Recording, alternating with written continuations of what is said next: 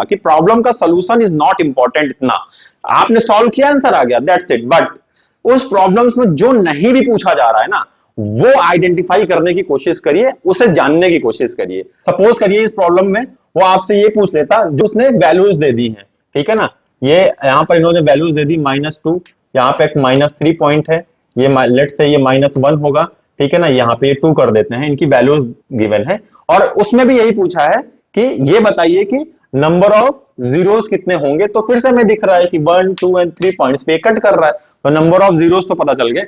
अब अगर आपसे वो पूछ लेता कि इन जीरोस की वैल्यूज क्या हो सकती है, क्या हो सकती है, तो हम ये कहेंगे x1 क्या हो सकता था, ये पॉइंट -2 और -3 के बीच में, तो मैंने -0.25 मान लिया, ठीक है। अच्छा, दूसरा क्या हो सकता था, x2 हमारा ये है, ये -1 है तो -1 लिख लिया। अच्छा, x3 क्या है, x3 क्या है, ये 0.2 है तो हमने इसे 2 लिख लिया, ठीक। अच्छा, अब अगर वो पूछे कि ये एक पॉलिनोमियल है, क्यूबिक पॉलिनोमियल है, तो इसके फैक्टर क्या क्या हो सकते हैं, तो हमें फैक्टर निकालना है, तो फैक्टर भी यहां से हम निकाल सकते हैं। अब हमें ये फैक्टर निकालना है, तो एक फैक्टर तो बनेगा x, यहां से लेंगे x प्लस 2.5, कॉमा दूसरा फैक्टर क्या हो सकता था, x प्लस 1।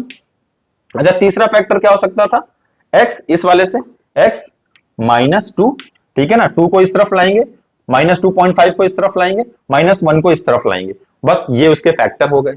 अब ऑप्शन में हो सकता है कि वो ये वाला गिवन हो, ये वाला गिवन हो, यार ये वाला गिवन हो, या हो सकता है तीनों गिवन हो, ठीक। यहां से हमने ये भी निकाल लिया। Now it's time to find the expression of this cubic polynomial. अब अगर आपसे वो ये कह दे कि भाई इस क्यूबिक पॉलिनोमियल का एक्सप्रेशन फाइंड आउट करिए, बड़ा ही सिंपल है हमारे लिए, ठीक है। हमें पता है कि पॉलिनोमियल का एक्सप्रेशन क्या होगा, इसका k टाइम्स, जो कि एक कांस्टेंट है, इसके बारे में आप बता सकते हैं कि ये एक तो 0 के इक्वल नहीं होगा, और k क्या होगा, बिलोंग्स टू रियल नंबर, सारे ही रियल नंबर्स होंगे except k is equal to 0, ठीक है। अच्छा, ये सारे फैक्टर्स हैं, इन्हें हमें लिख देना यहाँ पे, x plus 2.5 multiplied by x plus 1 multiplied by x -2, correct.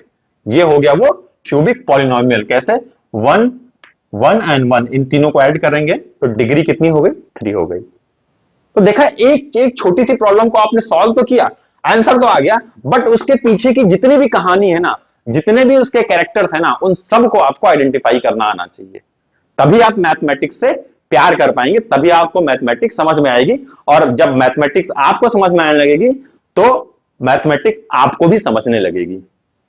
उम्मीद करता हूं कि कॉन्सेप्ट समझ में आया होगा। चलते हैं अपनी